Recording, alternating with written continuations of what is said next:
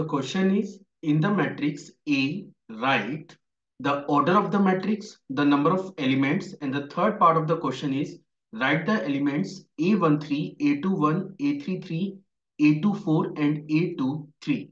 So let's see how we are going to solve the given problem. तो चलिए शुरू करते हैं। तो आप देख सकते हैं कि जो क्वेश्चन का पहला पार्ट है वो है कि आपको गिवन मैट्रिक्स का ऑर्डर बताना है। तो सबसे पहले मैं आपको समझा देता हूं कि हम लोग ऑर्डर कैसे फाइंड आउट करते हैं। मान के चलिए ये मेरे पास एक मैट्रिक्स है, मैं एक मैट्रिक्स कंसीडर कर लेता हूँ, let this is the matrix. और यहाँ पे मैं कुछ एंट्रीज फिल कर रहा हूँ, 1, 2, 4, 0, -1 एंड 3। ठीक है। तो आप देख सकते हैं कि ये जो हॉरिजेंटल लाइन है आपको नजर आ रही है, इनको हम लोग रोज बोलते हैं, है ना। तो आप देख सकते हैं कि ये आपका पहला रो R1 है, और ये जो सेकंड हॉरिजेंटल लाइन है ये आपका सेकंड रो है। और ये जो वर्टिकल में जो जो आपको सीक्वेंस नजर आ रही है इसको हम लोग बोलते हैं कॉलम।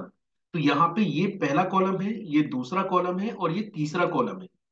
जब भी हमें किसी मैट्रिक्स का ऑर्डर क्लेम करना पड़ता है तो हम लोग उसे लिखते हैं number of rose, number of rose, number of rose into number of column के फॉर्मेट में, नंबर ऑफ कॉलम के फॉर्मेट में। इससे फायदा ये होता है कि जब भी कोई पर्सन उसे उसके डिटेल्स आप शेयर करेंगे तो उसे पता लग जाएगा कि उसे किस फॉर्मेट में मैट्रिक्स को तैयार कर रहे हैं।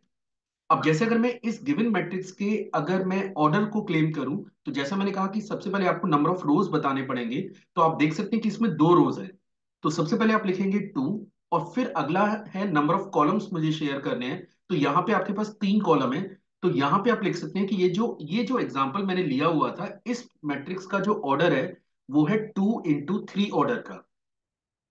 अब आपको जो क्वेश्चन दे रखा है आप उसमें इजीली चेक कर सकते हैं कि देखिए ये आपका पहला रो R1 है, ये आपका सेकंड रो R2 है, और ये आपका थर्ड रो R3 है। सिमिलरली आप यहां भी चेक कर सकते हैं कि ये आपका पहला कॉलम C1, ये C2, ये C3 और ये C4। तो आप देख सकते हैं कि जिस मैट्रिक्स पे आप काम करने जा रहे हैं उसमें 3 रोज हैं और 4 कॉलम है। और जैसा मैंने अभी आपको कहा कि पहले हम नंबर ऑफ रोज क्लेम करते हैं इनटू नंबर ऑफ कॉलम्स। और ये इनटू नहीं है, बस इसको सेपरेट करने के लिए लिखा गया है जिससे हमें ये क्लियर हो जाए कि रोज कितने हैं और कॉलम कितने हैं। हाँ, अगर आपको नंबर ऑफ एलिमेंट रिक्वायर्ड है तो ऑब्वियस है ये डाटा को आप मल्टीप्लाई कर सकते हैं। तो जो मैट्रिक्स हमें दे रखी है, अगर मैं इसके ऑर्डर पे कमेंट करूं तो इसका ऑर्डर होगा 3 × 4। बी केयरफुल, पहले नंबर ऑफ रोज फिर उसके बाद नंबर ऑफ कॉलम। तो आप देख सकते हैं कि हमने first part of the question को तो सॉल्व कर लिया है। चलिए अब बात करते हैं सेकंड पार्ट पे। सेकंड पार्ट है कि आपको नंबर ऑफ एलिमेंट्स बताने हैं। तो देखिए एक तरीका तो ये है कि आपको जो मैट्रिक्स दे रखी है आप उसमें डायरेक्टली काउंटिंग कर लें तो आपको नंबर ऑफ एलिमेंट पता लग जाएंगे। पर अगर आपको उसका ऑर्डर पता है तो ये डायरेक्टली भी निकाला जा सकता है। जैसे मैं अभी आपको समझा रहा था कि ये जो मैट्रिक्स है, अगर आपको पूछा जाए कि इस मैट्रिक्स का में नंबर ऑफ एलिमेंट कितने हैं, तो आप देख सकते हैं वो देख काउंटिंग पे 6 आ रहा है। पर आप इन दोनों को मल्टीप्लाई करके सीधा भी निकाल सकते हैं। सेम कॉन्सेप्ट आप इस क्वेश्चन पे भी अप्लाई करिए कि अगर आपको नंबर ऑफ एलिमेंट्स रिक्वायर्ड है तो या तो आप काउंट कर लें या फिर मल्टीप्लाई कर लें इसके ऑर्डर को। तो यहाँ पे नंबर ऑफ एलिमेंट्स की अगर मैं बात करूं तो नंबर ऑफ एलिमेंट्स इस पर्टिकुलर मैट्रिक्स के लिए हमें क्लेम करना होगा 12। ठीक है। तो आप देख सकते हैं कि हमने क्वेश्चन के सेकंड पार्ट को भी हैंडल कर लिया है। अब हमें बात करनी होगी थर्ड पार्ट पे। आप देख सकते हैं कि सबसे पहले आपसे पूछा गया है कि A13 की वैल्यू आप क्लेम करिए। हमें सबसे पहले A13 को कैलकुलेट करना है। जैसा मैंने कहा कि पहले हम रो लिखते हैं फिर कॉलम लिखते हैं। ये जो A13 लिखा हुआ है इसका मतलब ये है कि आपको वो एंट्री प्रोवाइड करनी है जो पहली रो और तीसरे कॉलम में मौजूद है। तो आप देख सकते हैं कि ये आपका पहला रो है और कॉलम ये है। तो first row and third column में मौजूद होना चाहिए। तो अगर मैं इस एंट्री की बात करूं तो ये एंट्री आपके पास है 19।